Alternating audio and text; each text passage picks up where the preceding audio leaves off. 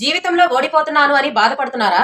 అయితే జీవితంలో ఓడిపోయిన వాళ్ళు చాలా అదృష్టవంతులు అని నేను చెప్తున్నాను. ఎందుకో చెప్తున్నాను వినండి. మీరు గెలిచారనుకోండి, గెలుచుకుంటూ పోతారు. మీ డబ్బును చూసో, మీ హోదాను చూసో, మీ పలుకుబడి చూసో, మీ ఫేమస్ చూసో మీకు ఫ్యాన్స్ అవుతారు. లేదా వాళ్ళ అవసరాలు తీర్చుకోవడానికి మీతో బాండింగ్ ని పెంచుకోవచ్చు.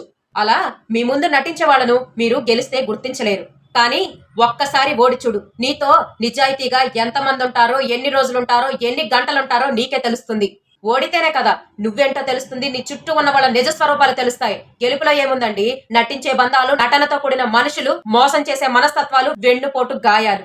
కానీ ఒక్కసారి ఓడి చూడండి. చుట్టూ ఉన్న వారి నిజ స్వరూపాలు, నిన్ను ఎవరైతే మోసం చేస్తున్నారో అందరూ కూడా బయటపడిపోతారు. రేపు నువ్వు గెలిచిన తర్వాత నువ్వు సేఫ్ జోన్ లో ఉంటావు. కాబట్టి ఓడిపోయిన తర్వాత వచ్చే గెలుపులోనే అసలైన రాజసం ఉంటుంది. ఇక మిమ్మల్ని తిరిగి కొట్టే వాళ్ళు ఎవరు ఉండరు, మిమ్మల్ని అడ్డుకునే వాళ్ళు కూడా ఎవరు ఉండరు. మీ విజయాన్ని ఎవరు ఆపలేరు కూడా. గెలుపు విజయం కంటే కూడా ఒక్కసారి ఓడిపోయి గెలిచి చూడు. ఆ గెలుపులేని రుచేంటో నీకే తెలుస్తుంది.